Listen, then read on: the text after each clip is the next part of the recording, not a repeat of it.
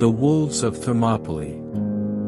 Historical war sleep story Greece, 480 BCE, Battle of Thermopylae, seen through the eyes of a Spartan helot, servant class. The Wolves of Thermopylae. They called themselves the sons of Sparta, born of iron and fire. But I was not a son. I was a shadow. A helot. My name is Lysian, and I was born beneath the mountains, among the conquered. I served the house of Leonidas, king of Sparta. I bound his sandals, carried his shields, cleaned the blood from his blades. I was no soldier, yet I marched with the 300. And I remember everything. Beneath the crimson cloak, the Spartans trained from birth. Not just their bodies, but their souls, cut from softness, burned in discipline. They spoke little, slept on reeds, ate bitterness like it was bread. I was given to Leonidas' house at the age of 9. My mother wept as they led me away. I never saw her again. I was not allowed a sword. Only a water skin, a satchel of barley, and a brush to polish bronze. But Leonidas treated me with a strange respect. Not kindness. Spartans did not show kindness. But he did not beat me when others would. He listened, once, when I told him a story about foxes that hunted in silence. Wolves are better, he said, and walked away. Still, I remembered the story. And on the day he chose 300 to march to Thermopylae, the narrow pass where the Persians would come, I was told to pack his armor. Am I to come? I asked. He nodded once. You will carry what I cannot.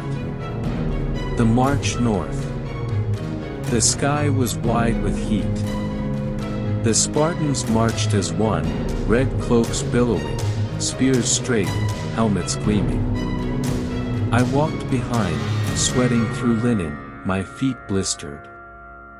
We passed cities and villagers bowed. Some wept. They knew what we knew, 300 men would not stop an empire. The Persian army was said to number in the hundreds of thousands. But Spartans did not fight for numbers. They fought for glory. And sometimes, for death.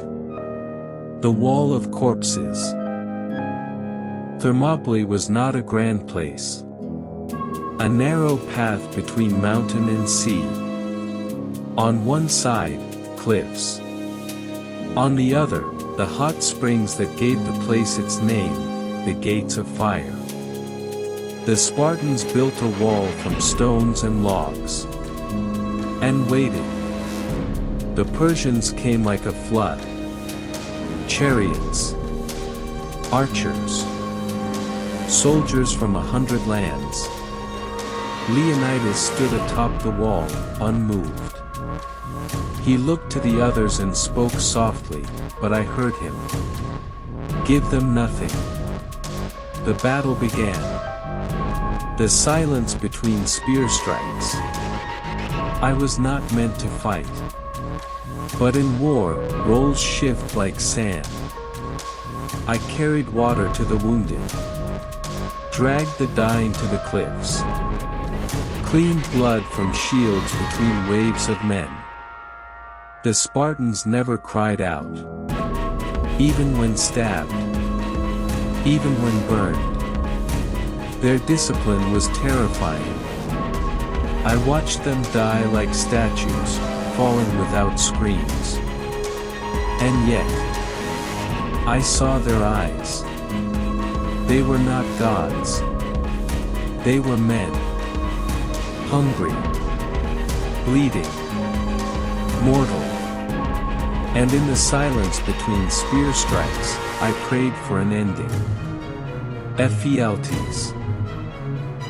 On the second night, a stranger came. A Greek. His name was Ephialtes. He offered the Persians a secret path through the mountains, one that would flank the Spartan rear. A betrayal. Leonidas learned of it through a whisper. He did not curse. He did not panic. He simply called us together. The final stand. Leonidas dismissed the allies. Only the Spartans, the Thespians, and us Helots remained. He looked to me and said, "Run, Lysian. You do not need to die." But I could not leave. "I will carry what you cannot," I said. And I meant it. The final morning was lit by fire from the eastern sea. The Persians descended in waves. Leonidas died with 3 arrows in his chest and a broken spear in hand. Others died around him, never retreating, never surrendering. I held a shield by the end. Not my own. And when I fell, I did not expect to wake again. The mountain too.